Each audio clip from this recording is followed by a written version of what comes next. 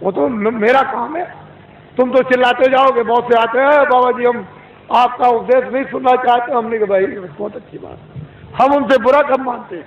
चोर आओ, डकैत आओ, ये आओ, सब आ जाओ, बड़े ध्यान से मेरी बातों को तो वो तो लेके रखेगा। अब मैं कुछ आपको सुनाना चाहता हूँ। वर्ण व्यवस्थाएं थी, उसका आपने उल्लंघन किया, उसको तोड़फोड़ दिया, उसको बिगाड़ दिया, नष्ट और भ्रष्ट कर दिया, तो आप सब के सब लोग रो रहे हैं। कोई ऐसा नहीं है कि जो नहीं रो रहा, सब रो रहे हैं।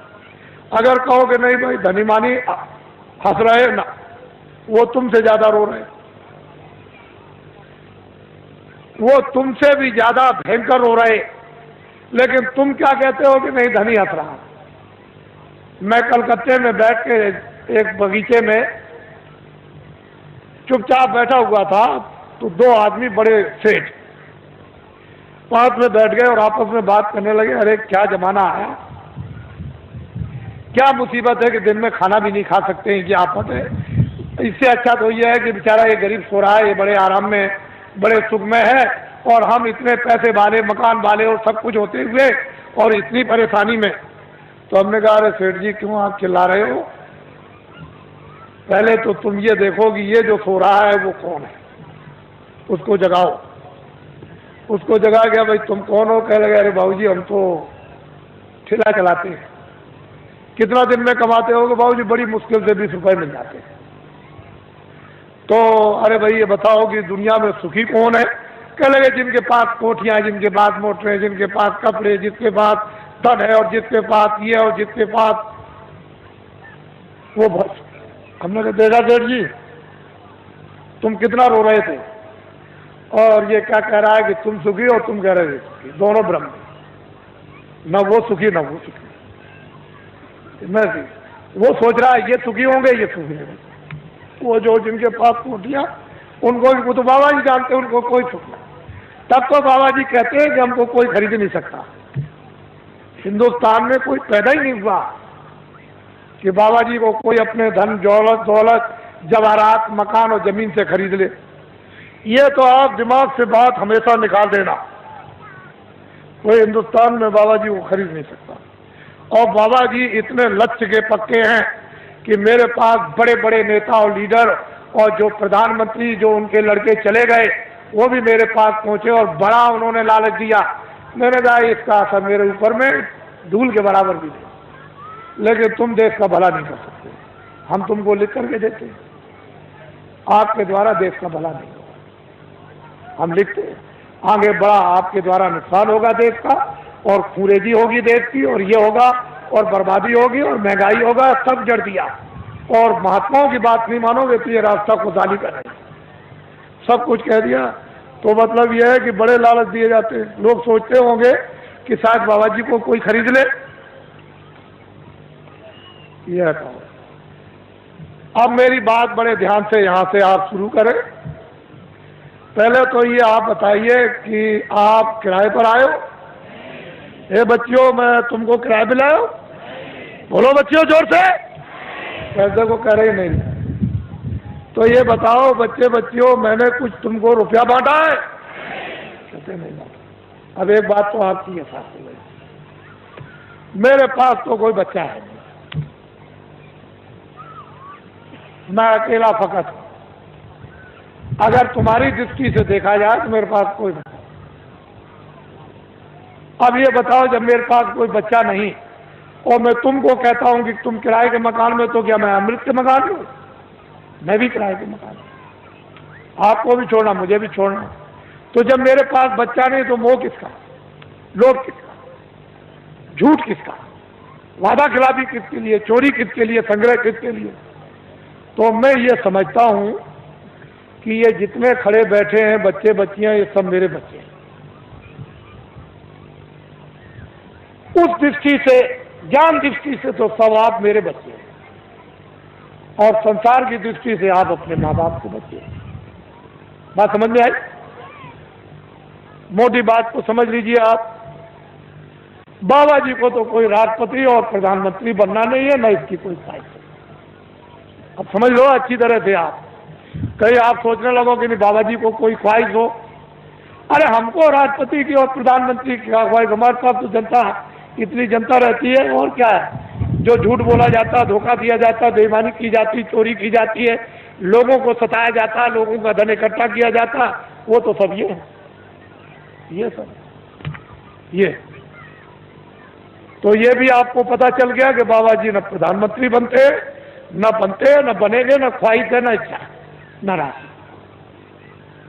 अब ये बातें बिल्कुल आपके सामने साफ हो गई। अब दूसरी बात तो अब कुछ नहीं। अब ये उत्तर प्रदेश में जो ये कहा गया है, अखबारों और रेडियो पर बड़ा जोरदार भाषण जो सीधा दिया गया है, तो लोगों ने सोचा होगा कि अरे भाई बहुत अच्छा है, देश में बड़ी तकलीफ, सूखा और अकाल की आ गई, और बड़े लोग जो हमारे नेता और लीडर हैं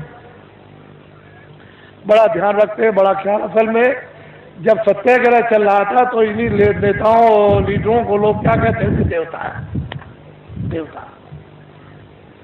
अरे हिंदुस्तान के लोगों, जब देश में 30 साल सत्याग्रह चल रहा था, उस समय पर कहा गया था कि अपने देश का कपड़ा, तुम कपास पैदा करो खेतों में और उसका मोटा दरी के बराबर सूत बुनो, और उसका तुम कुर्ता बनो और पैजामा या धोती, और वो उसका नाम है खद्दड़, उसको तुम पहनो तो देश आजाद हो जाए। हमने 30 साल ये सुना। क्षमा कीजिएगा, माफ कीजिएगा, ये सब इस पीछे पूरी 30 साल सुनी और अंग्रेजों का राज होश में देखा। उनके कर्मचारी, अधिकारी, और उनके अगर कहीं कोई घटना हो जाए, कहीं पर कत्ल की घटना हो जाए, तो सारे जिले के अधिकारी टूट पड़े, मजाल है। लेकिन क्या, 6 पैसे तोला चांदी मेरे सामने, शुद्ध प्योर, कहीं मिलावट का नाम निशान नहीं, 12 रुपए तोला सोना मेरे सामने बिकता था। 6 पैसे मजदूर को मजदूरी मिलती थी और बेईमानी का नाम नहीं था, और पूरा गुजारा होता था मेरे सामने की। 1 रुपए का 60 किलो चावल, 60 किलो गुड़ और 60 किलो चना बाजार में बिकता था, देहातों में तो छोड़ दीजिए। और सब लोग, ये इनकी व्यवस्थाएं बनाई हुई थी कि 1 इंच की भी जमीन किसी के पास नहीं है तो बड़ाई तुम चले आओ खेत में, 1 बोझा बांध लो, लोहार बांध लो, धोबी बांध लो, ब्राह्मण बांध लो, जिसके पास जमीन नहीं खेत में आ जाओ 1 गट्ठा बांध के। और 100 घर गांव में हुए तो 100 गट्ठे उसके 1 फसल पर हो गए। 2 फसलें होती थी 6 महीने के बाद। 100 गट्ठे धोबी, 100 गट्ठे बड़ई, 100 गट्ठे नाई, 100 गट्ठे ब्राह्मण, ये बांधते थे। और उस वक्त में 1 गट्ठा वो तो 200 गट्ठे हो गए एक के पास। क्या जरूरत है उसको खेती जोतने की और खेती रखने की, उसका तो पूरा। और ये हमारे छत्री और ब्राह्मण चुपचाप बच्चों को भेज दें, चले जाओ नाई के पास अनाज है, बड़ई के पास रखा हुआ, धीरे से सफाई पर ले आओ। और ये चुपचाप भेज करके बच्चों को अनाज रात को अंधेरे में, कि हम फसल आएगी घर में अब नहीं है तो जाओ ले आओ, और मैं ब्याज के सफाई पर दे देंगे। हमने देखा ब्याह शादी में ये छत्री और ये ब्राह्मण उन छोटे लोगों के काम, कपड़ा देना, ये देना, वो देना, अनाज देना, दूध देना, और फिर घी देना, लकड़ी देना, किसी तरह की छोटे को कोई तकलीफ नहीं हो पाती। हमने देखा कोई छोटों के साथ अन्याय तो कर ले, हम देखते तो हमने देखा 30 बार सत्याग्रह देखा। क्षमा कीजिएगा, 48 में आज़ादी मिली, 5000 भी हिंदुस्तान में खद्दड़ पहनने वाले नहीं थे। समूचे हिंदुस्तान में पाकिस्तान को भी मिला दिया जाए, उसमें भी, और लंका को भी मिला दिया जाए, तो 5000 हिंदुस्तान में खद्दड़ पहनने वाले नहीं थे। जब ये कहा गया कि देश आजाद हो गया, खद्दड़ पहन लो, कह लगे हम नहीं पहनेंगे, अपने घर और मकान कौन जलवाएगा, कौन बर्बाद कराएगा, इतना खौफ था। और एक दिन की आवाज पर इन बच्चों ने 1 करोड़ ने टाट, चलो जंगलवासियों, चलो चलो जंगलवासियों, आप अपनी जगह पर रहो बच्चों, वहीं धीरज के साथ सब लोग उसी जगह बैठे रहो, अपनी अपनी जगह पर बैठे रहो।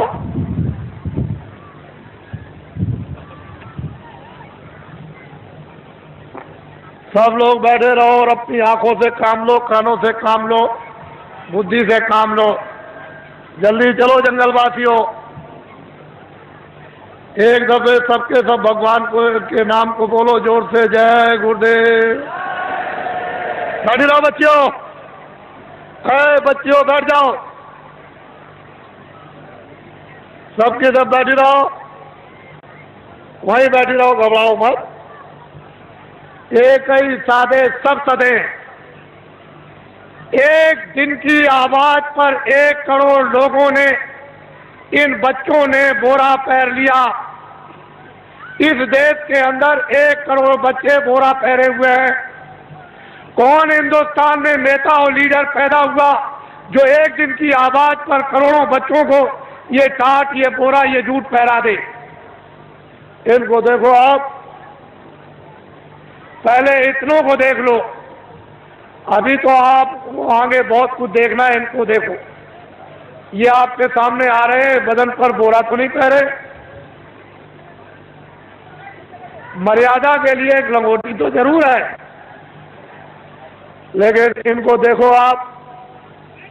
जल्दी चलो बच्चों, जल्दी से इनको देखिए आप। हमको ये दिखाना है आपको कि एक दिन की आवाज पर इस देश के लिए, देश के काम के लिए, देश की सुरक्षा के लिए, देश के न्याय के लिए, देश की व्यवस्था के लिए, काश्तकारों के लिए, कर्मचारी अधिकारियों के लिए, मजदूरों के लिए और छात्रों के लिए, सेठ और साहूकारों के लिए अगर 1 करोड़ बच्चे एक दिन की आवाज पर ये टाट पहन लें तो ये कोई साधारण और आसान काम नहीं है। तुमने इतनी बड़ी बड़ी ताकत लगा दी और 5000 को भी तुमने खतर और टोपी पैजामा धोती नहीं पहरा पाया, और 1 करोड़ बच्चे टाट पहरे देश में घूम रहे हैं। पहले तो लोगों ने सोचा था कि बाबा जी मजाक कर रहे होंगे। बाबा जी कोई किसी के साथ मजाक नहीं करते। इनको देखो अपनी आंखों से, बच्चे और बच्चियों बैठे रहो, वहीं से सब कुछ दिखाई देगा। क्यों घबराते हो?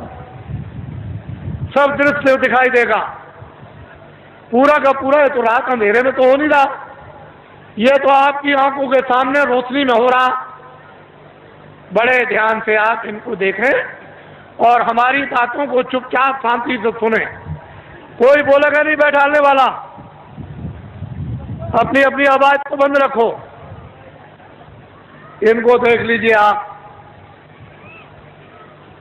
फिर इस बात को बड़े ध्यान से सुने कि दिल्ली की लोकसभा में 1 साल का खर्चा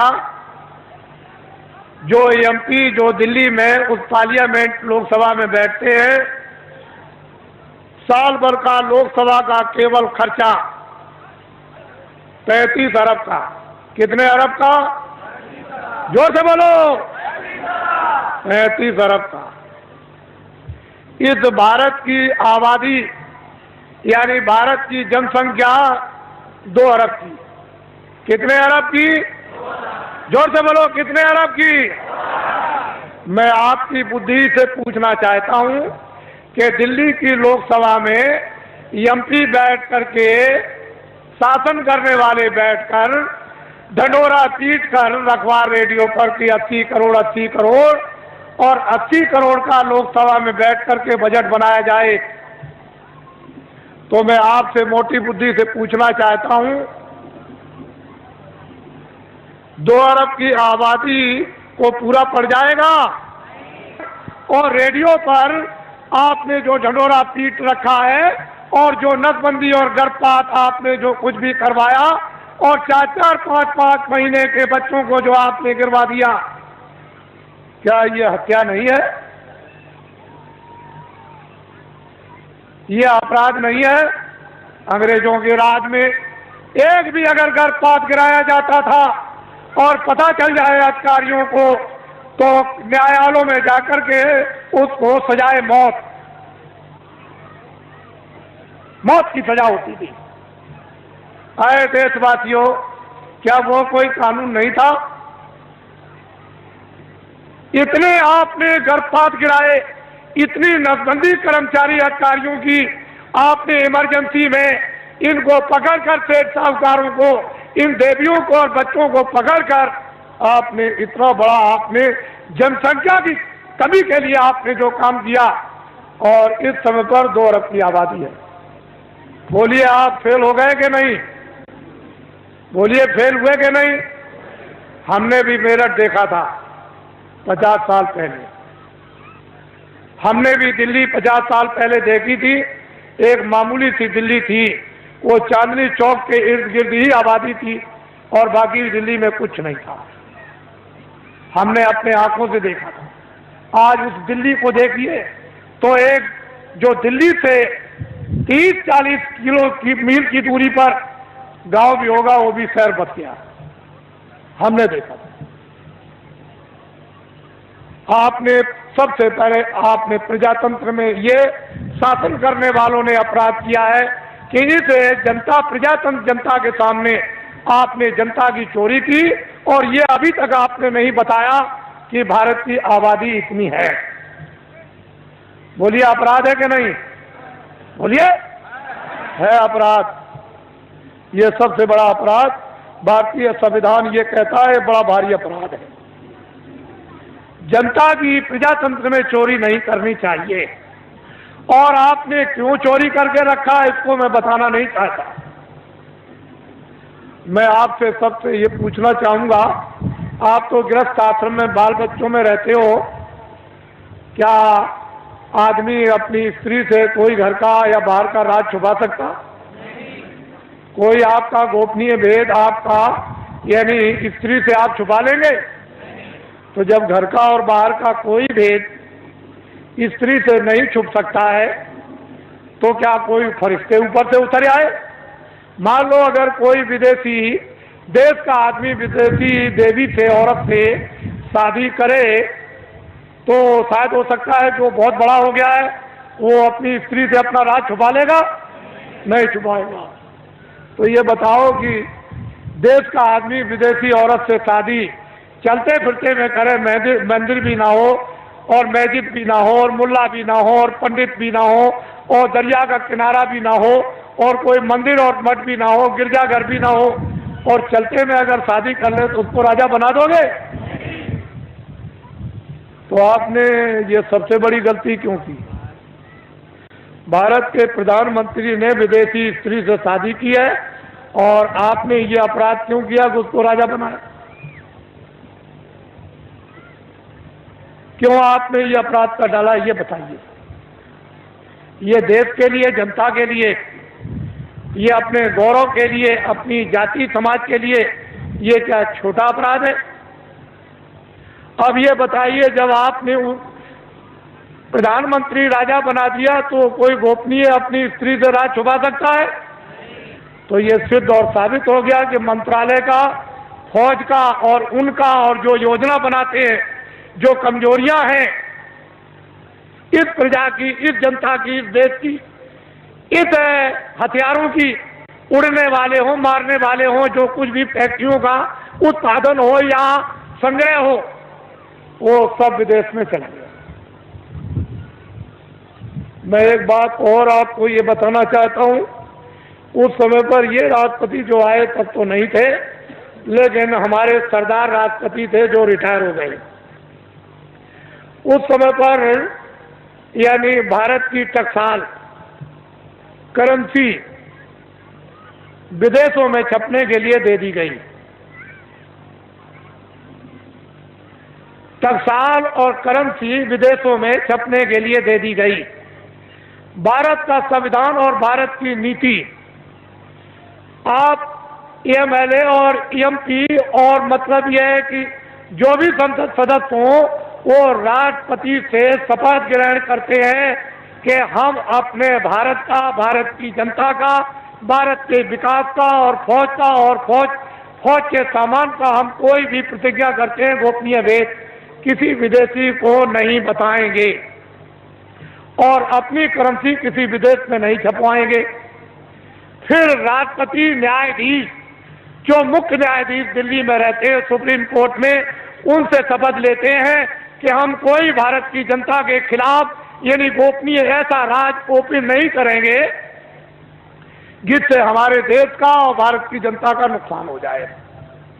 और अगर आप ये गोपनीय राज भारत और भारत की जनता का फौज और फौज के सामान का अगर आपने ओपन कर दिया तो संविधान का अपराध आप लोगों को लग गया। वो करेंसी टकसाल विदेशों में छपने लगी। मैं ये बताना चाहता हूं कि जो टकसाल, जो करेंसी विदेशों में रुपया छप रहा और छपाया जा रहा और बताया जा रहा, क्या उस पर राष्ट्रपति के कोई हस्ताक्षर हुए? आपको ये बताया गया राष्ट्रपति द्वारा कि हस्ताक्षर हो गए राष्ट्रपति के विदेश में भारत की करेंसी इस देश को चलाने के उत्पादन के लिए और खुश और समृद्धि के विकास के लिए बाहर छपाई जाएगी। कोई राष्ट्रपति और उपराष्ट्रपति का कोई दस्तखत हुआ? आपने कभी सुना? तो आप क्या छत्री हो? क्या हो आप? कौन सी मूछ लगाई आपने? कौन से बाल लगाए? और फिर क्या तुम छत्री हो? क्या रखते हो बुद्धि? और क्या तुम वीरता रखे हो? तुम्हारे पास में क्या ज्ञान है? ये तो भारतीय संविधान कहता है।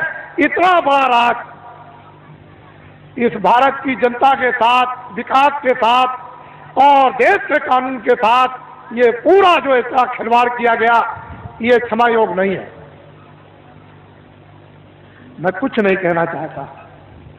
आपकी तकलीफ जो इस मंच पर पटकते हो, दर्दों को, उसकी वजह से मुझको ये सब आपके सामने में आना पड़ा। और मैंने तो अभी कुछ नहीं कहा। इसमें क्या मसाला भरा हुआ आपको तो कुछ मालूम नहीं है। ये तो को बताना चाहता हूं, वह संसद सदस्य जिनको आपने चुन करके विधानसभाओं में और लोकसभा में भेजा, उन्होंने इस पर आलोचना क्यों नहीं की? वो तो ज्ञानी थे, वो तो तुम्हारे भेजे हुए थे, तुम्हारे नुमाइंदे थे कि तुम्हारी तरफ से, तुम्हारे देश की तरफ से, तुम्हारे कानून की तरफ से, तुम्हारे उत्पादन की तरफ से, तुम्हारी खुशहाली की तरफ से बोलेंगे। तो वो संसद सदस्यों ने क्यों नहीं कहा? क्यों नहीं शोर मचाया? उनको दिल्ली में शोर मचाने की जरूरत नहीं, लखनऊ में शोर मचाने की जरूरत नहीं। वो लौट करके आते और जनता में शोर मचाते। सच्चा न्यायालय ये था। कहीं जाने की जरूरत नहीं, ना वो कहीं उधर जाना, आपको किसी गवर्नर के यहाँ जाना, ना आपको किसी कमिश्नर के यहाँ जाना, ना एसपी के यहाँ जाना, ना डीएम के यहाँ जाना, ना किसी दफ्तर में और न्यायालय में जाना। ये सच्चा न्यायालय तुम्हारा था, ये वोट का न्यायालय था। जब तुमको ये अधिकार मिला तो तुम यहाँ चिल्लाते आकर के कि वो करेंसी जो है बगैर राष्ट्रपति के दस्तखत के, बिना उपराष्ट्रपति के दस्तखत के वो करेंसी विदेशों में छापी जा रही। अब तुम्हारे पास क्या रह गया? ये भी नहीं है, लगोटी भी उतर जाएगी, ये भी चली जाएगी हाथ से। और वो कत्लेआम होगा जो बाबा जी पहले तो सुनाते चले आए। सरेआम बाजार में कोई भी तुमको देखने वाला नहीं होगा।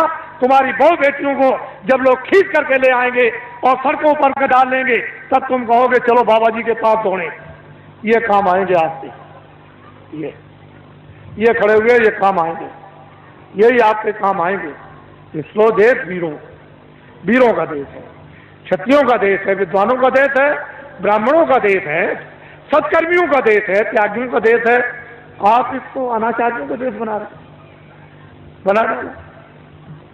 इसलिए आप इससे कहो, गांव-गांव में अब कुछ जरूरत नहीं है, ना आपको दिल्ली में किसी तरह के सत्याग्रह की, कोई आंदोलन की और फेरियों की जरूरत नहीं है, ना दफ्तरों में आप जाते हो। ये बेचारे हमारे जो इंस्पेक्टर है यहाँ, ये कोई जा रहा दिल्ली, कोई लखनऊ जा रहा, कोई जा रहा, तो वहाँ रैली निकलेगी, सत्याग्रह होगा। आज इसका सत्याग्रह, कल उसका सत्याग्रह।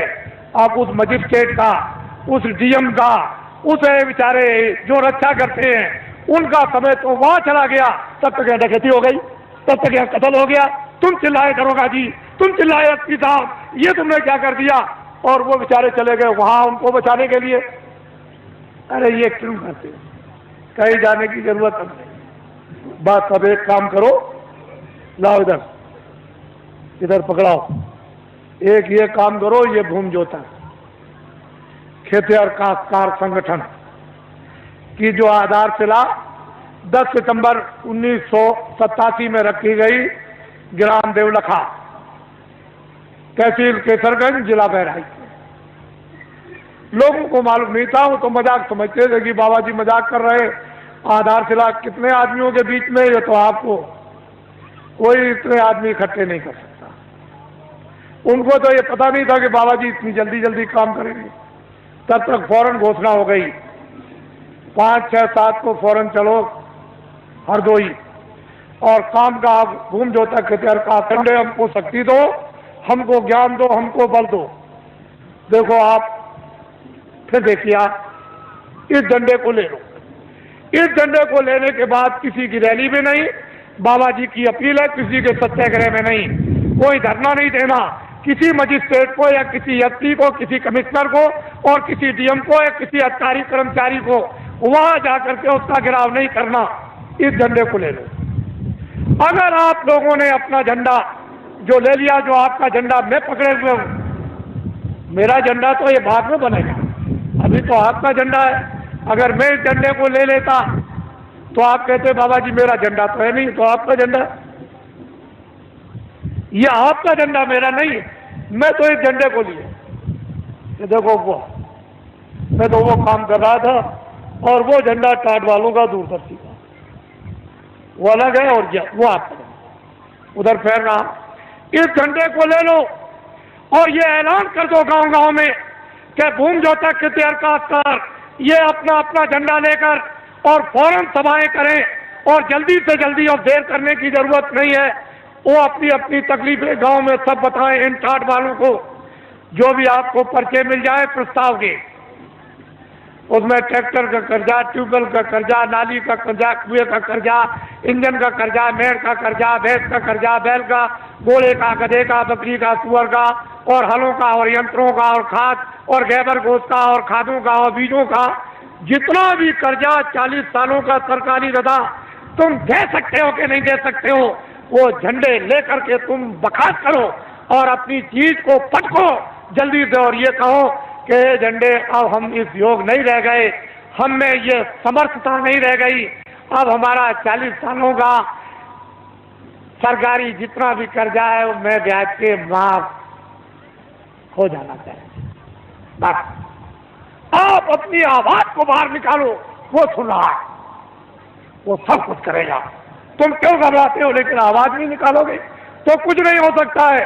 और जब तुमने झंडे लिए और गांव गांव में प्रस्ताव पास हुए और कमेटियां इन भूम जोतक काश्तकारों की जब स्थापित होने लगी और अध्यक्ष और उपाध्यक्ष जैसे ही गांव गांव में बनने लगे, अगर वो नेता लीडर जो सड़क साहब थे, जो रास्ते में पकड़कर फौरन उसी दिन पकड़ करके और फौरन कुर्ता टोपी पहनाकर और डिक्लेयर रेडियो अखबारों पर कर दिया, मोहर लगा दी कि ये नेता हमारी पार्टी का है, वो सड़क अपने पास, उसको कह दिया, बस कह दिया कि इसको तुम अपना मतदान, अपना वोट हिंदू मुसलमान और सिख ईसाई दे दो।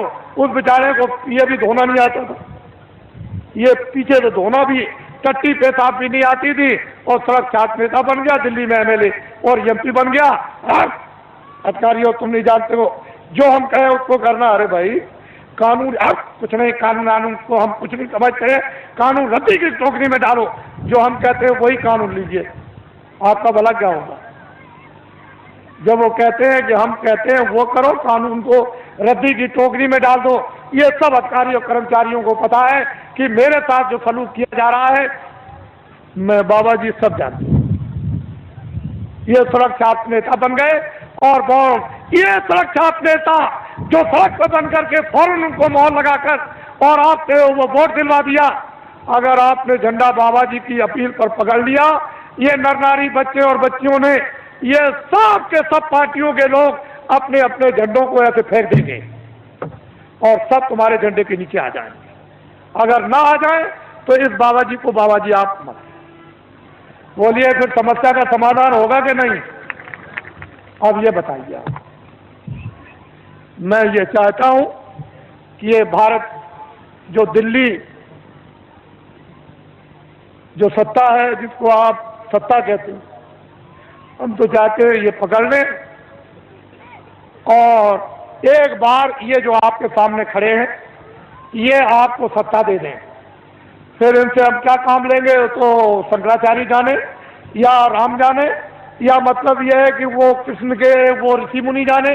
लेकिन एक बार इन आपको जब सत्ता दे दें तो फिर आप सत्ता लेकर के फिर से नव निर्माण कर दिया जाए नए ढंग से, और व्यवस्था आपके सुपुर्द कर दी जाए। फिर आप कोई भी गलती करे, कभी भी कान पकड़ के बाहर, अभी गलती करेगा तो निकाल सकते हो? बोलो, निकाल दोगे एमपी को? बोलो, किसी मिनिस्टर को निकाल दोगे? नहीं निकाल दोगे। तो तुम्हारा अधिकार ही क्या रह गया? जिस आदमी को वोट देने का अधिकार, उसको पूरा पूरा राइट उसको निकालने का भी है, ये आपको मिलना चाहिए। ये नहीं मिलेगा खास कैसे? सामाजिक अधिकार ये सबको था कि समाज में न्याय के अधिकार सबको गांव गांव में थे, और सब बिना पैसे के न्याय गांव गांव में होते थे। वो अपने बच्चे को भी नहीं छोड़ते थे न्याय करने वाले, उनको भी सजा देते कि तूने गलती किया, 5 रुपए का प्रसाद ला करके वो बांट दे और माफी मांग कान पकड़ के वो अपने बच्चों से भी माफी मंगवाते थे। तो आपके पास क्या कुछ है? इसलिए गांव गांव में तो पहले भूमि जोतक खेतिहर काश्तकारों की सभाएं, फिर उसका अर्थ और मतलब, फिर उसके बाद उसका प्रस्ताव कामों का, उसके बाद है फिर उसका चुनाव। और जल्दी से जल्दी देर करने की जरूरत नहीं है, जल्दी करो। जितनी जल्दी तुम करोगे, अब तो वो रास्ता निकल आया, जितनी जल्दी करो उतनी काम आपका होगा। कुछ आप करो, कुछ मैं मेहनत करूं, और कुछ इसलिए मेहनत करा दूं और भगवान की कृपा हो जाए जल्दी काम। आपको तो चाहिए कर्मचारियों, अधिकारियों, सेठ और साहूकारों, सबके हितों, जनहितों के लिए ये बाबा जी ने पूर्ण रूप से योजना बना ली। हमको तो कुछ नहीं करना, हमको तो ये टाट की लंगोटी भी उतरवा के फेंकवा देना, और दिल्ली की जिस पार्लियामेंट में 35 अरब रुपया साल में खर्चा होता है, उस पार्लियामेंट को उठा करके और जंगल में फूस की पार्लियामेंट बनवा करके और साल में 10 ही करोड़ खर्चा हो, और इन लगोटी के या गैर लगोटी के द्वारा देश का एक बार संचालन करा दिया जाए, और दुनिया को यह दिखा दिया जाए, ये हिंदुस्तान की बात नहीं, दुनिया को यह दिखा दिया जाए कि 40 वर्षों का हिंदुस्तान का सरकारी कर्जा लदा हुआ भूमि जोतक खेतिहर काश्तकारों पर वो माफ, और कर्मचारी अधिकारियों को जितना वेतन, यानी छोटे से छोटा और बड़े से बड़ा 10,000 वो, और सेठ और साहूकारों की जो काली ब्लैक मनी है वो सब की सब बिना अपराध और बिना किसी टैक्स के ये सब की सब व्हाइट करवा दी जाएगी। और इस पर कोई किसी तरह का आपको लाइसेंस नहीं देना है, सब लाइसेंस यानी फ्री कर दिए जाएंगे, और सबको छोटे बड़े कारखाना लगाने का इनको अधिकार दे दिया जाएगा कि तुम छोटा से छोटा बड़े से बड़ा कारखाना लगा दो। आपको ये क्या मालूम? ये तो संकेत है, ये झंडा आपको पकड़ना है। इसलिए अब आप तैयारी करो कि आपने गलती की है, आपने अपराध किया है। एक तो वास्तव में मानवता का, इंसानियत का अपराध, फिर विधान का अपराध, फिर ईश्वर की तरफ से, फिर ऋषि मुनि महात्मा रामायण गीता की तरफ से, आप कुरान की तरफ से गुनहगार। अब गुनाह आपका कब जाएगा? ये जो आपकी दौलत को लोगों ने पनडुब्बियों में, तोपों में, हवाई जहाजों में, इसमें सामान के लाने, सामान के ले जाने में, हीरे जवाहरात की खदानों में इकट्ठा करने में, और फिर ये योजनाओं के बनाने में, और बाहर से जो कर्जा ले आए उसमें से 75% ये सब खा गए विदेशी बैंकों में। 22 मुल्कों में, यही आपके पास में नेपाल है, यहाँ के मिनिस्टरों ने, लोगों ने इतना रुपया नेपाल की बैंकों में जमा कर दिया है, इतना रुपया जमा किया। अगर नेपाल का ही खाली रुपया हिंदुस्तान का जमा किया हुआ अगर वापस आ जाए तो जितना भी बाहर से आप कर्जा ले आए हो वो कर्जा और ये ब्याज ये पूरा का पूरा अदा हो जाएगा, और बहुत सा विकास भी हो जाएगा। इतना यहाँ नेपाल में रुपया आपका जमा, जो भारत की गरीब जनता का आपने जमा किया है, और ये सब कुछ पता चल गया है। इसकी सबकी इंक्वायरी कौन कराएगा? ये भूमि जोतक खेतिहर काश्तकार ये कराएगा। हमने तो ये कह दिया है कि दफ्तरों का ऑडिट करवा दिया जाए तो 20-20 साल की सबको सजा होगी, लेकिन हमने अपने कर्मचारी अधिकारियों को पूर्ण रूप से जनता के सामने बता करके निकाल दिया कि ये कोई भी मतलब ये भ्रष्ट नहीं है, इनमें से कोई भी भ्रष्ट नहीं है, न कर्मचारी, न अधिकारी, न छोटे न बड़े, न पुलिस के और न पुलिस के अधिकारी, न इनकम टैक्स, न सेल टैक्स, और हमारे सेठ साहूकार भी नहीं है, और छात्र भी नहीं है, और हमारे काश्तकार भी भ्रष्ट नहीं। ये व्यवस्था भ्रष्ट है। इसलिए हमने अधिकारियों कर्मचारियों को निकाल दिया और जनता से अनुरोध किया है कि कभी भी ये मत सोचना कि अगर कभी तुम कहो कि ऑडिट कर दिया जाए तो देखें कौन, तो ये गुनहगार और ये अपराधी नहीं है, ये बिल्कुल आपके सामने छोड़ दिए गए। अब ये कौन आएगा गिरफ्त में, जहां से संचालन होता है, यह तो उनके ऊपर आकर के पड़ेगा कि आपने कर्मचारी अधिकारियों को काम क्यों नहीं करने दिया, तो कहीं ना कहीं तो बात फंसेगी आकर। लेकिन ये बिल्कुल निकल जाएंगे। हमने पूरी जनता को बता दिया और बराबर बताते रहेंगे, हमारा कोई भी कर्मचारी अधिकारी भ्रष्ट नहीं है और कोई भी भारतीय संविधान में कानून में नहीं आता, क्योंकि अगर मंत्री गलती कराएंगे तो ये बेचारे रोजी रोटी अपनी कमाते हैं बाल बच्चों के लिए, इनका जरा भी दोष नहीं है, दोष उनका है जो करवा रहे हैं। बोलो है कि नहीं? करवाने वाले का दोष है, इनका कोई दोष। अगर इनके पास जमीन होती और जागीर होती तो इनसे कह देता कि नौकरी छोड़ दो, लेकिन अब जमीन और जागीर नहीं है तो मैं कह भी नहीं सकता, फिर नहीं कह सकता। इसलिए कोई दोषी नहीं है। आप इस पर गंभीरता से आप विचार करो। अब आइए एक आपको पहले एक कहानी सुना दें। एक राजा का राज था। राजा के राज में प्रजा बड़ी सुखी थी। अपनी जगह बैठे रहो बच्चों, राजा अभी बैठे रहो, देर लगेगी, अभी बैठे रहो, देर लगेगी। राजा के राज में प्रजा, अभी सब चीजें देखो, अभी देर है। राजा के राज में प्रजा बड़ी दुखी थी, सुखी थी, हर तरह से संपन्न थी, न्याय से, खुशहाली से, समृद्धि से, सोने से, चांदी से, कपड़ों से, अन्न से, व्यवहार से, उठने से, बैठने से, सेवा से, मोहब्बत प्यार से, सबसे सुखी थी। 2 बच्चे थे। राजा ने अपने बच्चों को महात्माओं के आश्रम में पढ़ने के लिए भेज दिया। अकस्मात कोई सहयोग की बात, अकस्मात राजा का देहांत हो गया। प्रजा बहुत रोई, मेरा धर्मात्मा, मेरा बड़ा पुण्यात्मा, मेरा राजा, बड़ा अच्छा राजा हमारा चला गया, अब हमारी देखभाल कौन करेगा। तो लड़कों को बुलवाया विद्वानों ने कि भाई बिना राज के रात तो ठीक नहीं है, तो इसलिए काम करो कि अब भाई ये तो स्थान ग्रहण कर लो। तो जो बड़ा बच्चा था उसको बैठाया कि अब तुम राजा बन जाओ, ये तुम्हारी प्रजा और तुम राजा हो जाओ। राज तिलक कर दिया, गद्दी पे बैठा दिया और सुना दिया प्रजा को ये राजा हो गया और तुम्हारी अब देखभाल करेगा। उस बेचारे को अनुभव तो कुछ था नहीं पूरा, क्योंकि अब महात्माओं के आश्रम में जब गए थे तो पढ़ा तो नहीं। बस थोड़े दिनों के बाद प्रजा दुखी रहने लगी, प्रजा में गड़बड़ी होने लगी, प्रजा रोने और चिल्लाने लगी। राजा बहुत कुछ सोचे कि मैं क्या करूं, मैं बहुत उपाय करता हूं लेकिन प्रजा को कोई सुख नहीं मिल रहा। तो होते होते प्रजा चिल्ला पड़ी, राजा खराब है, राजा खराब है, राजा खराब है। किसी ने कहा कि अरे भाई आपकी सारी प्रजा कह रही राजा खराब, एक महात्मा जी पहाड़िया पर रहते हैं, तो तुम चले जाओ और जाकर के उनसे प्रार्थना करो कि हमारे राज पर संकट आ गया, तो इस संकट को किसी तरह से कृपा करके दूर कर दीजिए। राजा गया, बेचारा गया पहाड़िया पर, देखा वह महात्मा, उनको प्रणाम किया और कहा कि राजन तुम अब कैसे आए, इतनी देर तुमने कैसे की? चले महाराज मुझे तो मालूम था नहीं कि इस पहाड़िया पर कोई महात्मा रहते हैं कि तुम्हारे राज में, तुमको ये नहीं मालूम कि महात्मा रहते कि नहीं रहते, फिर तुम्हारा राज कैसा? चले महाराज बड़ा संकट आया है, कृपा कर दीजिए हमारा संकट प्रजा का चला जाए। और सारी प्रजा रो रही, तुम उनका अच्छा एक काम करो,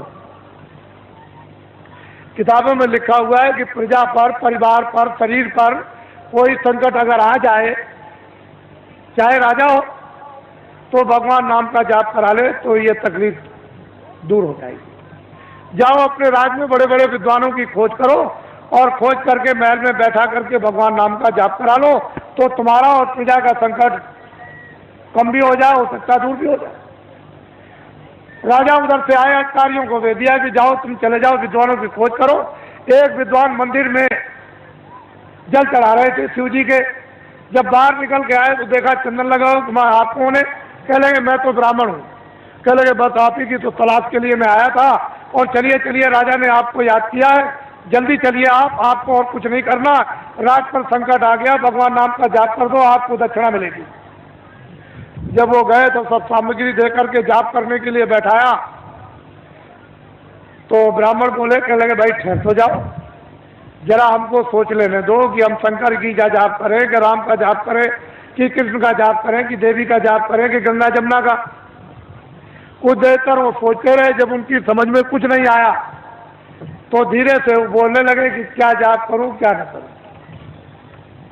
कौन सा जाप करूं कौन सा न करूं, किस नाम का जाप करूं किस नाम का न करूं। धीरे धीरे बोलने लगे कि क्या जाप करूं क्या न करूं, क्या जाप करूं क्या न करूं, क्या जाप करूं क्या न करूं, क्या जाप करूं क्या न कर जाप। ये भगवान नाम का जाप होने लगा। तब तक किसी ने कहा राजन एक विद्वान को और बैठा दीजिए तो राज का संकट जल्दी दूर हो जाएगा। तो अधिकारियों को भेज दिया, एक ब्राह्मण को और पकड़ लिया। कह लगे महाराज आपको दक्षिणा मिलेगी, आपको क्या करना, भगवान नाम का जाप करना, राज पर संकट आ गया वो दूर होना चाहिए। दूसरे ब्राह्मण आए, जब वो बैठ गए तो कहा महाराज अब जाप कीजिए। उनका भाई ठहर जाओ। उनसे जरा होशियार थे, उन्होंने सोचा कि भाई ये कितने दिनों से जाप कर रहे हैं, तो कई दिन उनको लग गए। ये किस नाम का जाप कर रहे हैं, तो वो धीरे धीरे कहते थे क्या जाप करूं क्या न करूं, क्या जाप करूं क्या न करूं। तो दूसरे विद्वान कहने लगे जो ये करे सो मैं करूं, जो ये करे सो मैं करूं, जो ये करे सो मैं करूं, जो ये करे सो मैं करूं, जो ये करे। तब तक किसी ने कहा कि राजन अगर एक विद्वान को और बुला करके बैठा दो तो राज संकट जल्दी दूर हो जाएगा। तो दौड़े अधिकारी दौड़ाया तो तीसरे ब्राह्मण को और पकड़ जाए। वो दोनों से होशियार, उनसे कहा महाराज आपको अच्छी दक्षिणा मिलेगी, भगवान नाम का आप जाप कर दीजिए। तो जब बैठ गए तो उन्होंने कहा भाई ठहर जाओ, मुझे सोचने दो, विचार नहीं करने दो, जाप करने के लिए तुम्हें आए। उन्होंने सोचा कि पहले वाले विद्वान क्या जाप कर रहे, तो पहला कहता है कि क्या जाप करूं क्या ना करूं, दूसरा कहता है जो ये जाप करे सो मैं करूं, तो तीसरा कहता है कि धांधली कब तक चलेगी, ये धांधली कब तक चलेगी, ये धांधली कब तक चलेगी, ये धांधली कब तक चलेगी। तब तक किसी ने कहा राजन तुम्हारे राज का सब नाश हो जाएगा। अरे 3 विद्वान जाप के लिए नहीं बैठाए जाते हैं, ये त्रिदोष हो जाएगा तो राज में संपात हो जाएगा। चौथे विद्वान को जल्दी खोजो और उसको ले आओ, तब राज संकट जाएगा। तो दौड़ पड़े अधिकारी, चौथे को पकड़ लिया। जब चौथे आए तो तीनों से चौथे होशियार। उन्होंने सोचा कि भाई पहले वाले 3 क्या कर रहे हैं, तो एक कहता है कि क्या जाप करूं क्या ना करूं, क्या जाप करूं क्या ना करूं। तो दूसरा कहता है जो ये करे सो मैं करूं, जो ये करे सो मैं करूं। तो तीसरा कहता है ये धांधली कब तक चलेगी, ये धांधली कब तक चलेगी। तो चौथा कहता है कि जब तक चलेगी जब तक सही, जब तक चलेगी जब तक सही, जब तक चलेगी जब तक सही, जब तक चलेगी जब तक। ये चारों जाप कर रहे हैं। एक कहता है कि क्या जाप करूं क्या न करूं, दूसरा कहता है जो ये करे तो मैं करूं, तीसरा कहता है ये धांधली कब तक चलेगी, ये धांधली कब तक चलेगी। तो चौथा कहता है जब तक भारत की जनता नहीं जगेगी तब तक चलेगी, जब तक भारत की जनता नहीं जगेगी तब तक चलेगी, जब तक भारत की जनता नहीं जगेगी तब तक चलेगी, जब तक भूम जो तक खितियार का तार नहीं जगेंगे तब तक ये धांधली चलेगी। किसी ने आकर के कहा कि राजन बड़े बड़े विद्वान भगवान नाम का जाप कर रहे, उसको देखा जाए।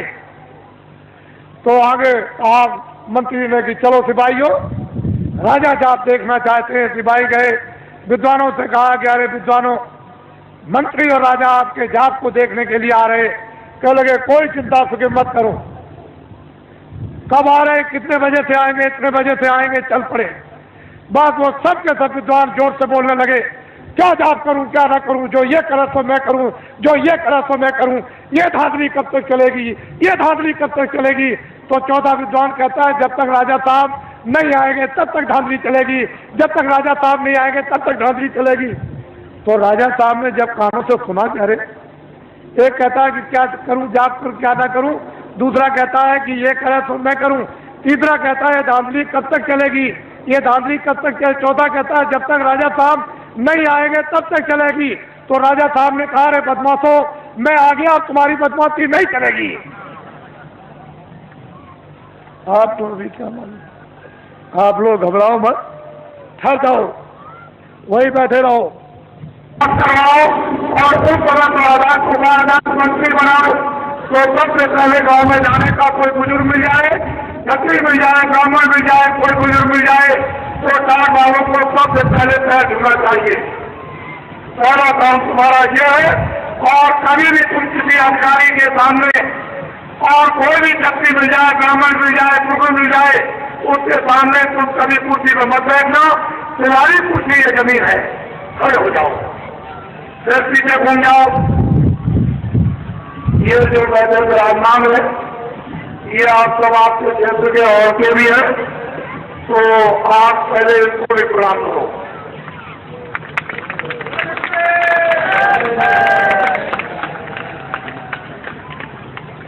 इनको देखिए आप, कौन भी चाहते हैं कि जो व्यवस्थाएं, सब व्यवस्थाएं जो खत्म हो गई, ये बड़े बड़े लोग बैठे हैं सामने और पीछे, ये जमींदार थे, जागीरदार थे, ये कोई काम नहीं करते थे। इनका काम क्या था कि लोगों को न्याय देना, लोगों को न्याय दिलवाना, रक्षा करने और वक्त पर उनके काम आना।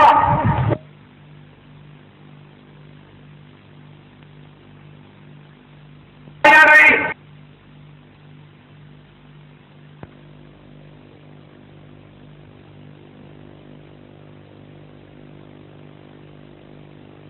झोला लेकर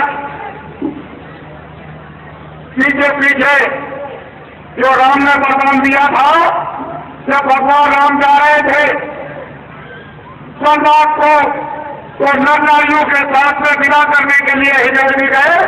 भगवान राम ने कहा कि जाओ नर नारी, तुम अयोध्या लौट जाओ, हम जल्दी वापिस 14 वर्ष पूरे करने पर आ जाएंगे।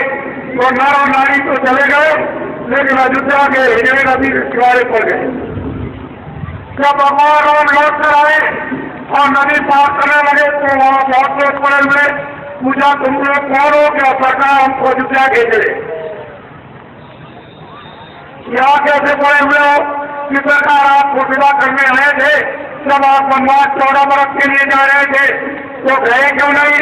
कि सरकार आपने नरनारियों को आदेश दिया था कि तुम अयोध्या लौट जाओ, हमने नरनारी। तो हम सरकार अगर आपके आदेश के प्रति आपका आदेश भी हुआ तो ये पड़ गए।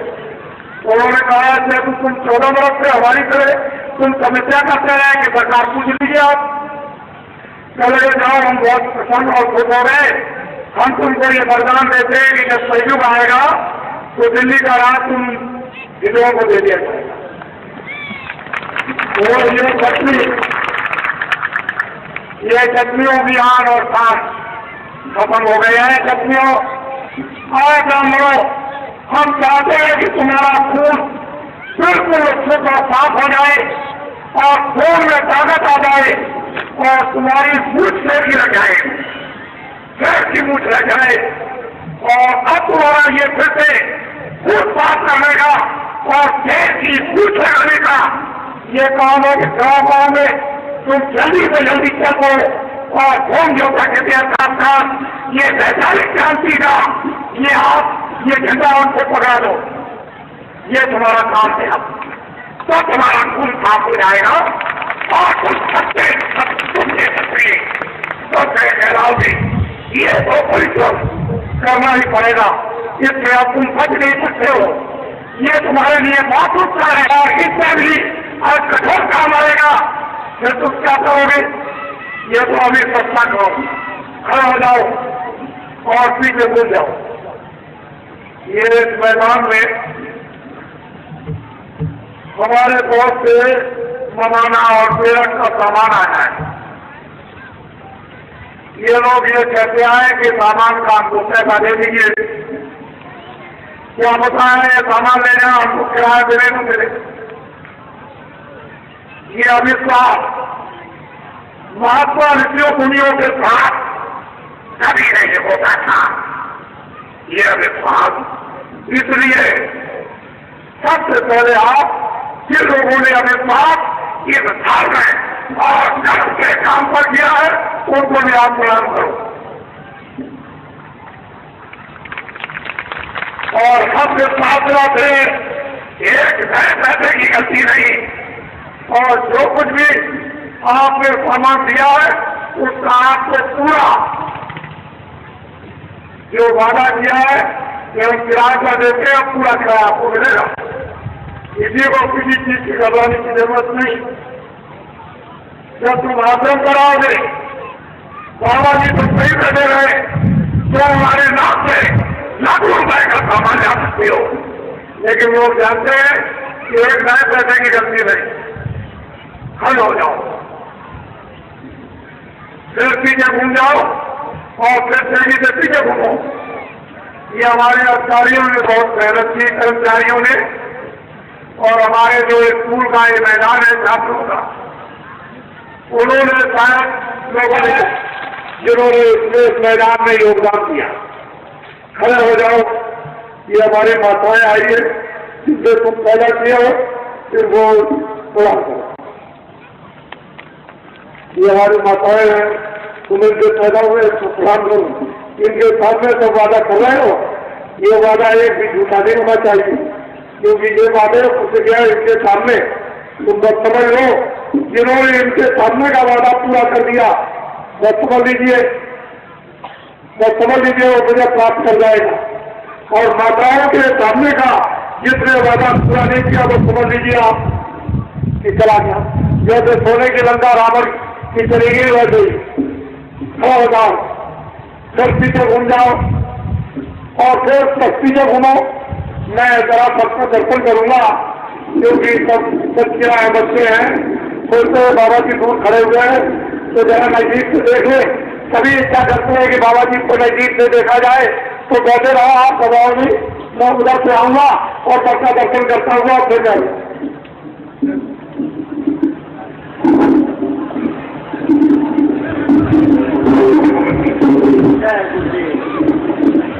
आपके दर्शन के लिए चल पड़े हैं बाबा जय गुरुदेव जी महाराज। हस्तिनापुर की ऐतिहासिक धरती पर हम सभी लोग उस प्रभु को याद कर रहे थे जिसने जुल्म और अत्याचार को खत्म करने के लिए महाभारत की रचना किया था। आज वो शक्ति उतर करके धरती पर वही जैसा क्षत्रिय का कटारों का जो समूह हिंदुस्तान की धरती पर 1.7 करोड़ है, उनके दर्द को दूर करने के लिए धरती पर उतर गई। और धरती पुत्रों का दर्शन करने के लिए धरती का वो निराला लाल, भारत के इतिहास का एक अनोखा अध्याय लिखने वाला महापुरुष आपके सामने, आपके दर्शन के लिए। आप अपने स्थान पर बैठ करके दर्शन करें, अपने स्थान पर ही आप बैठे रहें। बाबा जय गुरुदेव जी महाराज हट दया करके आपका दर्शन कर रहे हैं, और आप उनके दर्शन से जो लाभ उठा रहे हैं, ये तो इतिहास और वक्त बतलाएगा। आप आज होम ज्योता क्षत्रिय का संगठन के इस ऐतिहासिक सम्मेलन हस्तिनापुर में जो 29, 30 और 31 तारीख को संपन्न होने को था, आज उसका ये आखिरी और समापन दिवस है। समापन के अवसर पर दर्शन कर रहे लोगों, आप कितने ही भाग्यशाली हैं, इसकी सराहना देवतागर भी नहीं कर सकते। आप सब अपने अपने स्थान पर बैठ करके ही दर्शन का लाभ लें, जिससे कि पीछे के लोग भी पूरी दर्शन की अभिलाषा से आए हुए हैं, उनकी भी अभिलाषा पूरी हो। बाबा जय गुरुदेव जी महाराज ने जो आप माताओं के सामने अपने भक्तों से जो प्रतिज्ञाएं कराई, देश के कर्मचारियों, अधिकारियों, देश साहूकार, नौजवानों और देश के भूमि के तक क्षेत्रीय काश्तकारों के संबंध में वो माताओं के सामने की हुई प्रतिज्ञाएं ये पूरा करेंगे। बीच में गुरु हैं आज इस हस्तिनापुर की ऐतिहासिक धरती पर। जय गुरुदेव।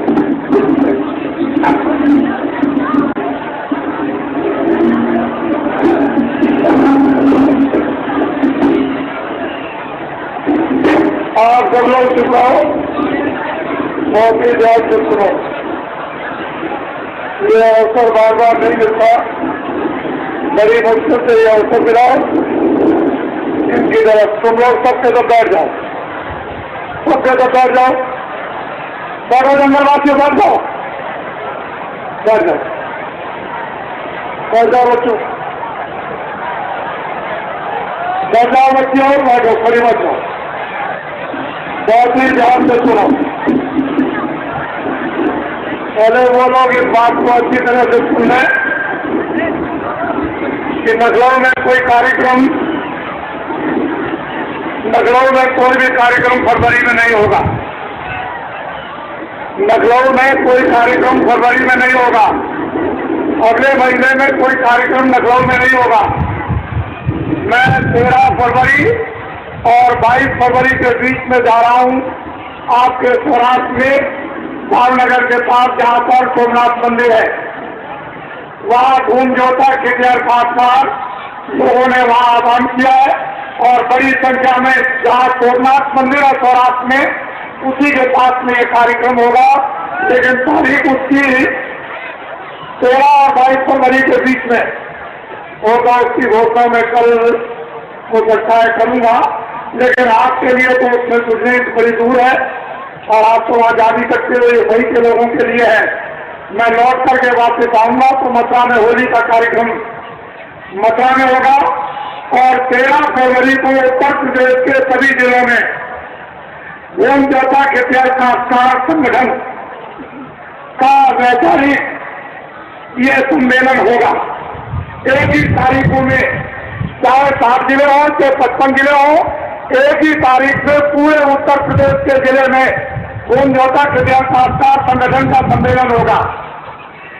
और 22 फरवरी को जो आगे महीना आ रहा है आज के बाद में, 22 फरवरी को उत्तर प्रदेश की सारी तहसीलों में, जितने भी उत्तर प्रदेश में तहसीलें हैं, उन सभी तहसीलों में एक ही तारीख को धूम जोता खिटियार संस्कार संगठन का सम्मेलन वैचारिक क्रांति का होगा। इसको याद रखेंगे अच्छी तरह से। होली का कार्यक्रम मथुरा में होगा। उसके बाद जब मार्च का महीना लग जाएगा तो मैं फौरन अभी उड़ीसा में जा रहा हूं, जहां धूम जोतुओं का बड़ा विशाल कार्यक्रम यानी उड़ीसा में 7 जिलों में बड़े जोर से चल रहा। वहां लोगों ने आह्वान किया कि आप वहां पर जल्दी से आ जाइए और ध्यान से बात को सुने अच्छी तरह से। ये आज अंतिम दिन है। 29 और 30 और 31 जनवरी को आपके हस्तापुर में ये तीनों दिन कार्यक्रम आपके समझ में। मैं इतने समय में बहुत कुछ तो आपको नहीं बता सकता और इतना आप समझ भी नहीं पाओगे, लेकिन फिर ये बात सभी जितने धूम जोता खिटियार संस्कार आए हुए हैं, जो खेती का काम करते हैं, वो कान खोल के सुन ले। और जंगलवासियों, ये हमारे धूम जोता बहुत परेशान तकलीफ में है। 40 सालों पर इन पर कर्जा लगा हुआ है सरकारी। ये 40 सालों का सरकारी सबसे बड़ा कर्जा ट्रैक्टर का, और ट्रैक्टर भी उसके साथ जोड़ लिया गया। जितने भी ट्रैक्टर के साथ जुड़े हुए नीचे जितने भी कर्जे सरकारी, वो मैं ब्याज के धूम जोता खिटियार संस्कारों का सरकारी 40 सालों का जो कर्जा मैं ब्याज के कौन माफ करेगा? पहले तो आप इसको देखिए, आपको तो हम छोड़ भी गए, लेकिन माताएं जो सामने बैठी हैं उनको नहीं छोड़ सकते। ये आपके सामने है और मेरे सामने आप, ये भी मेरे सामने, आप भी मेरे सामने, और पीछे बैठे हुए वो लोग भी मेरे सामने। मैं चारों तरफ आपके मध्यस्थ का, मुझे अपना मध्यस्थ समझे। मैं इनको आदेश दूंगा कि ये काम कर दो, इनका काम क्या होगा वो काम कर दें। बस मेरा काम इतना रहेगा, मैं सिर्फ पूछूंगा कि जो मैंने इन माताओं के सामने प्रतिज्ञा की, वो 40 सालों का सरकारी कर्जा माफ हुआ कि नहीं, और 1 करोड़ आदमी मैदान में इकट्ठे होंगे। 1 करोड़ के बीच में बाबा जी पूछेंगे, जब वो सब के सब ये कह देंगे हाथ उठाकर, कागज को अपना साथ ले ही जाएंगे, जो पक्का कागज इनको मिलेगा जिस पर सरकारी मोहर होगी मजिस्ट्रेट का और बेल का मैनेजर, वो सब उस पर लिखा होगा पूरा का पूरा कि 40 सालों का सरकारी कर्जा इस तारीख पर सब प्रथम में ब्याज पे माफ कर दिया। ब्याज पे लिखा होगा किसी तरह कोई कर्जा नहीं। जब ये काश्तकार कह देंगे तो बाबा जी सच्ची बात मानेंगे, इसके पहले ये हमारे जो कर्मचारी अधिकारी जिनको कह दिया भ्रष्ट है, जिस व्यक्ति ने कर्मचारी अधिकारियों को कह दिया कि ये भ्रष्ट है, उसको इस्तीफा पहले ही दे देना चाहिए था। ऐसे लोगों को उसने कह दिया कि भ्रष्ट है, और व्यर्थ कौन है? ये ऐसे ही रह गए। हमारे देश का कोई कर्मचारी अधिकारी भ्रष्ट नहीं है। ये जो दिल्ली में बैठ के शासन करते हैं संपूर्ण रूप से यही भ्रष्ट है। और इनकी दवा काम चलाया ये सामने बैठे हैं, ये दवा कर देंगे। इनको रास्ता अभी तक मालूम नहीं था, लेकिन अब इनके सामने रास्ता आ गया। घबराने की जरूरत नहीं, बाबा जी की अपील है। ये अपना झंडा पकड़ लो, किसी भी रैली में बाबा जी की अपील पर कोई उनको तक यानी रैली में नहीं जाएगा, ना उनके सत्याग्रह में, न वो कमिश्नर का गिराव करेगा, न एसपी का करेगा, न डीएम का करेगा। किसी भी दफ्तर में गिराव करने की जरूरत नहीं। और न वो बिजली के बारे में कुछ कहे, न वो गन्ने के बारे में कुछ कहे। और फोन का तक काम को ये चाहिए कि ये झंडा अपना पकड़ ले। सबसे पहला काम ये झंडा अपना पकड़ ले। अगर एक के दादे पे सब काम न पूरे हो जाए तो जो बाबा जी को आप सजा देना सजा दे देना। हम सजा तुम्हारी तरफ से बोलने के लिए तैयार है, लेकिन झंडा आपको ये जान है देश के लोग कि उन्होंने अपना निजी झंडा पकड़ लिया और किसी झंडे के नीचे बहकावे में लोग लालच से नहीं आएंगे। और कभी कोई लोग लालच मत, बहुत तुम लोग लालच में आए, बड़े बड़े तुमने झंडों के लिए नारे लगाए कि जिंदाबाद मुर्दाबाद, इससे निकल गए वहां नारे लगाए, उस झंडे के नीचे उससे निकल गए वहां थे झंडे, के झंडों से निकल कर अब मरीज बनने की जरूरत नहीं, अपना झंडा ले। अगर तुम्हारा मर्ज न चला जाए तो ले लेना ये झंडा। जंगलवासियों खड़े हो जाओ, नीचे घूम जाओ, उनको भी देखो। हमारे जहां बीच में बैठे दोनों तरफ वो साथ वाले बैठे इधर कुंजोदक, ये विद्यार खासदार संगठन के, और फिर इधर घूम जाओ, सामने ये हमारे आए हुए हैं। ये कुछ सुनने के लिए बाबा जी के मस्तक में ऐसी नवीन नवीन योजनाएं जो आपको स्वप्न में भी मालूम नहीं होगी इस खोपड़ी में है। लेकिन हमको बता क्यों दे क्यों कि मुझे तो कोई लोग लालच है नहीं। मैं इतना ही आपको बताना चाहता हूं कि जो लोग ये कहें कि फोन जोता के लिए खासदारों का सरकारी कर्जा 40 सालों का मैं ब्याज के माफ कर दिया जाएगा, अगर वो लोग आपको ये कहे कि बैंक सभी हिंदुस्तान से बंद हो जाएंगे तो उनसे ये कह देना हिंदुस्तान का कोई बैंक मंत्री होगा और रुपया रखने के लिए उन बैंकों में जगह नहीं रहेगी, उस रुपये को रखने के लिए नई बैंकें और खोलनी पड़ेगी। उनके लिए जवाब है, उनको कह देना बाबा जी को कुछ नहीं चाहिए, जो बाबा जी समझते नहीं। और ये बाबा कौन होगा? जितना विदेशों से कर्जा आया इस भारत के विकास के लिए, इस जनता की सेवा के लिए, वो तो 75% खर्च कर गए। बाबा जी जब तुम झंडा पकड़ लोगे अपना किसी भी रैली में और सत्ता के नहीं जाओगे, और दिल्ली की सत्ता जब आपको दे दी जाएगी तो बाहर के विदेशों के राष्ट्रपतियों को बुलाया जाएगा, बोलिए आपने कितना कर्जा दिया, सबसे पहले इस कर्जे को माफ कीजिए। मैं पहला व्यक्ति हूँगा कि जो विदेशों से कर्जा मिला वो पहले से ब्याज से माफ करवा दूंगा।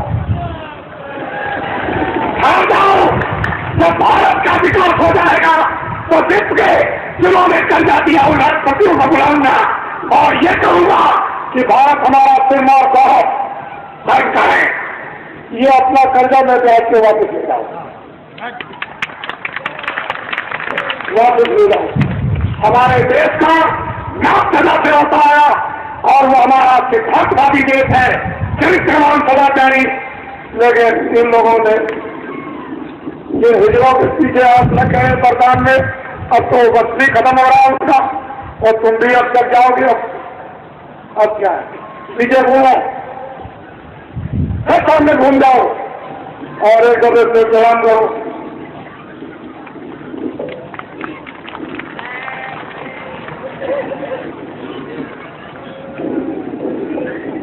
खड़े हो जाओ और हमारी तरफ देखो, और अब हम आप अपने आप आपको और हमको हम आप दोनों मिलकर खड़ा।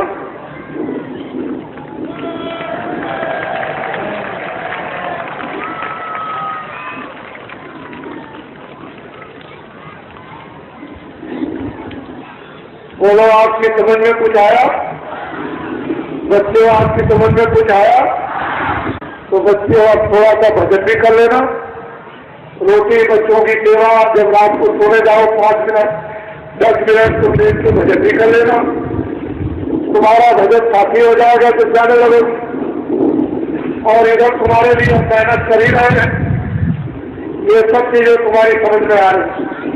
और धीरे से आप 7:30 बजे आपको और उसकी बात सुनाएंगे।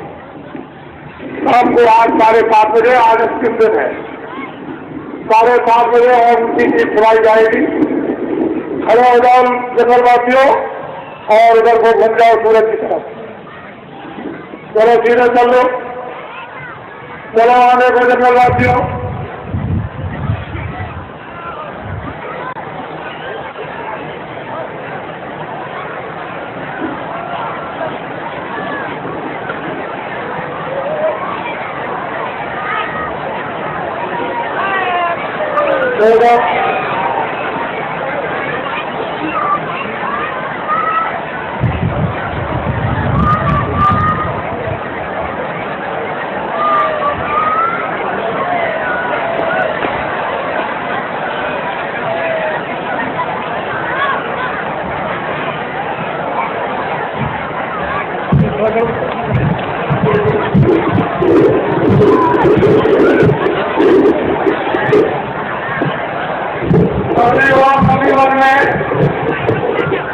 अपने मरीजों में कंट्रोल करेंगे, किसी को दिखाने की जरूरत नहीं है। गाँव में अब ये जगह पढ़ा देना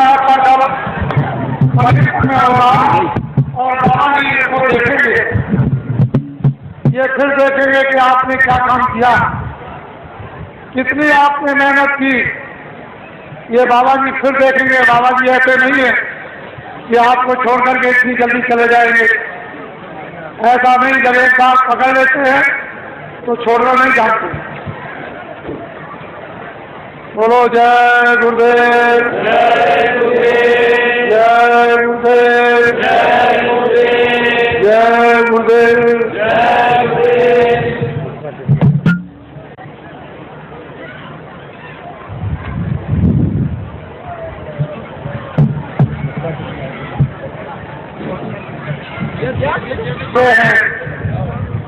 मथुरा के प्रसिद्ध चौबे, ये मथुरा में जो पूरा समाज चौबों का है उसके ये अध्यक्ष है। अरे मथुरा के चौबे हैं और पूरे समाज के अध्यक्ष हैं, यानी जय गंगा मैया और जय जमुना मैया, उस धर्म के स्रोत जगाने वाले। ये इनको देखिए, आप देख रहे, आप देख रहे। और बाबा जी का आश्रम भी मथुराई में इन्होंने देखा है।